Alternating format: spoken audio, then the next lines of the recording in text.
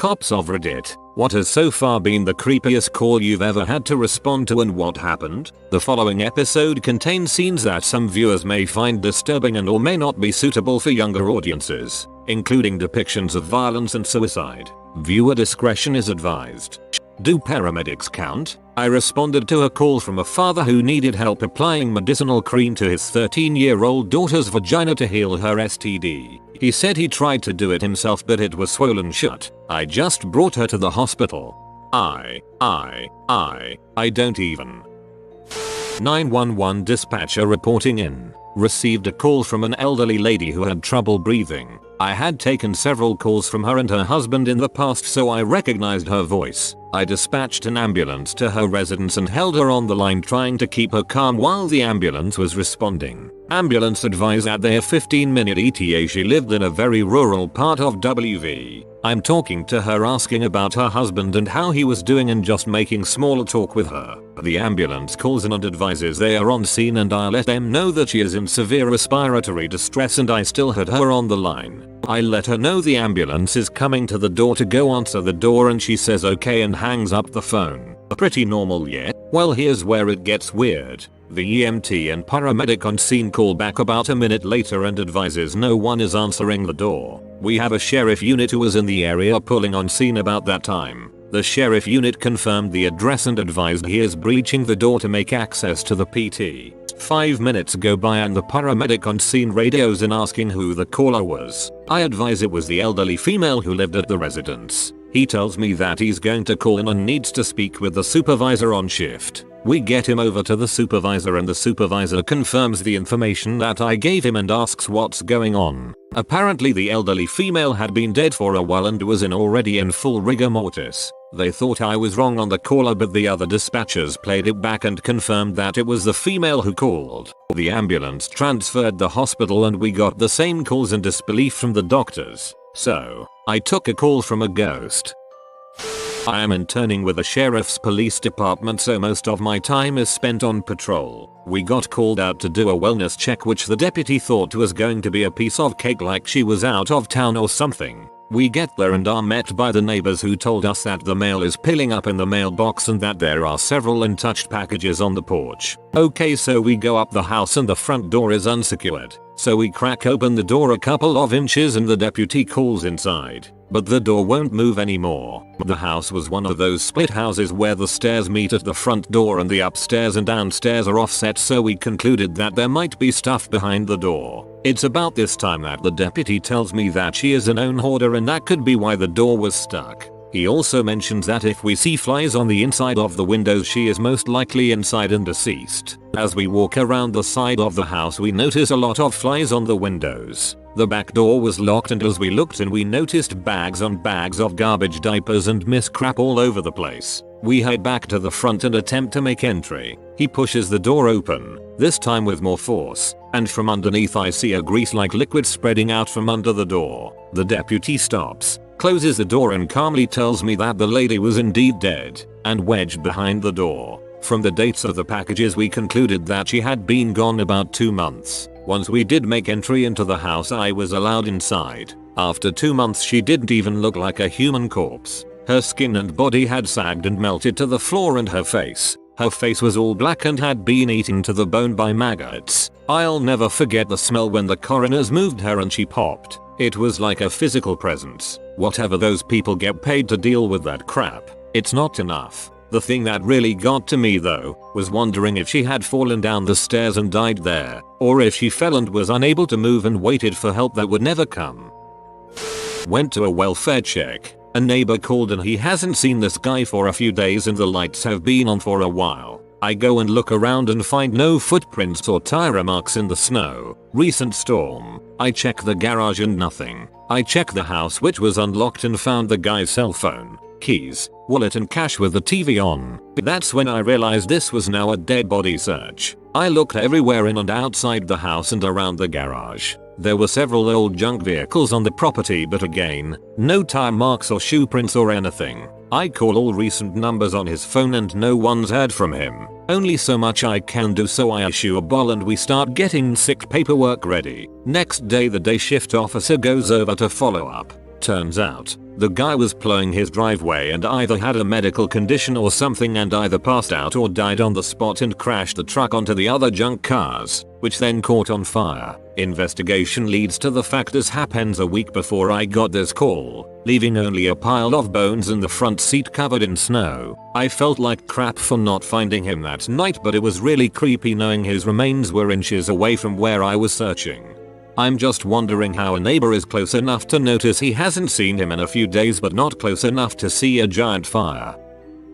I'm not a cop, but my dad just recently shared these stories with me. My grandfather was a cop in a small town in the 60s 70s. Late at night it was common for officers to pull over vehicles driving through town, especially if they didn't recognize them. He pulls over a busload of people. He walks through and asks them where they are headed. Yada yada. They were headed to California. It was Charles Manson and his group.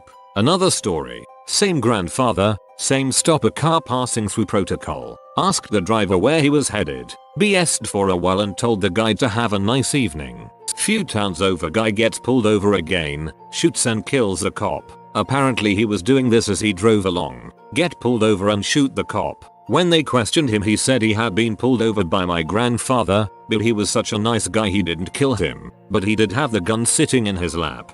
This has some twisted backwards karma going on. Let a murderous psychopath go, then a murderous psychopath lets him go. One night at about 1130, this guy jumps off of a bridge into a bay. On the way down, he hits a guardrail and loses both forearms and the top of his head. One set of officers found his arms and set them aside. I was on the dive team, so we go collect his remains. While we check on his condition, we notice the brain is missing. This was me flipping up his scalp and taking a peek inside to find nothing there. It's very strange to look for something very important and not find it. Anyway, we bag him up and get him on the boat. Our supervisor tells us we have to at least look for his brains. Gross. So we dive and look around, but the only thing we find is a piece of skull. And we had decided if we did find it, none of us wanted to grab it. Supervisor be like, it says here he's a donor. We really need brains. 2 adults reported missing. Parents of 2 adult children. 1 male, 1 female. Alerts are in place for the missing people's credit cards. The father's credit card hits on a purchase at a jewelry store where an engagement ring was purchased. It leads us to the son who made the purchase of the ring. Son is questioned and confessed to killing both parents and burying them in shallow graves. The son led us to the grave site and we began the process of recovery. Both mom and dad had black garbage bags over their heads being held in place by duct tape around their necks. The sight of the bodies, especially their faces once the bags were removed, and the smell is something I'll never forget. My department sends an officer to all rescue calls if one is available. We got a call late one night to assist rescue at a townhouse complex for a woman hemorrhaging. We didn't show up until rescue had already left with the patient. So we let ourselves into the residence and eventually found the bathroom, which was covered in blood. Blood on the walls, all over the toilet, everywhere. Crazy amount of blood. Rescue hadn't mentioned anything suspicious on the radio, so this was surprising. We were preparing to leave when one of the younger officers noticed bloody footprints leading to the front door, and then across the parking lot, to a dumpster. We gathered at the dumpster, lifted up the top, and lit up the interior with our flashlights. Same officer extended his baton, reached into the dumpster with it, and brought out a bloody plastic grocery bag, with a baby in it. True story. It was a stormy night on the Oregon coast. A lady was driving drunk and ran into the back of a parked school bus. When she did, her car caught on fire, but she was able to escape. When I found her slowly walking down a side street, I was telling her to stop and turn around. When she turned around, her lower jaw was gone, and she was totally dazed. Her tongue was sticking straight out the top of her neck, and she was trying to talk. She ended up surviving but needed tons of plastic surgery. Yikes, this one is awful and would have been so creepy to see in person. Not me, but my firefighter EMT father. Standard car accident call on a busy highway in the area. I-75 if you're curious. Dad goes up to the car. Things trashed. Teenage driver, around 20. Head partially cut in half. Eyeballs hanging out. Clearly a DOA. Now my dad had seen some crap.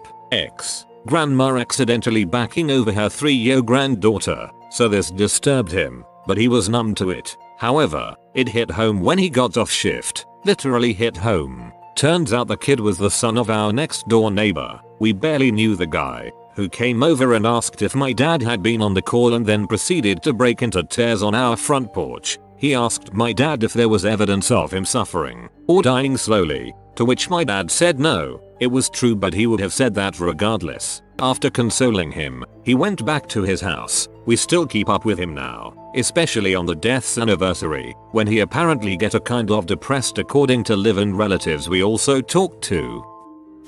Man, this was probably 2010, 2011. I was really new. Call came as an unknown problem. Basically the 911 was so fricked up, even dispatch didn't know what to call it. Turned it this guy had just murdered his stepfather and then walked to his grandparents' house to kill them as well. He stabbed his grandmother through the eye with a Rambo-style Bowie knife, one that had the compass in the pommel of the handle. He missed her brain by about 1/8 of an inch, so she did not die. Instead she came running out of the house when we got there, knife sticking out of her freaking eye, and the compass was spinning around because she was moving. My brain literally went, "That's not real," and I went past her, along with several other cops, before the sergeant was like, "What in the actual frick are you guys doing?" She survived. We caught the guy in a stroke of pure luck. Elderly woman with a massive hunting knife for an eye. Definitely the creepiest thing I can remember seeing.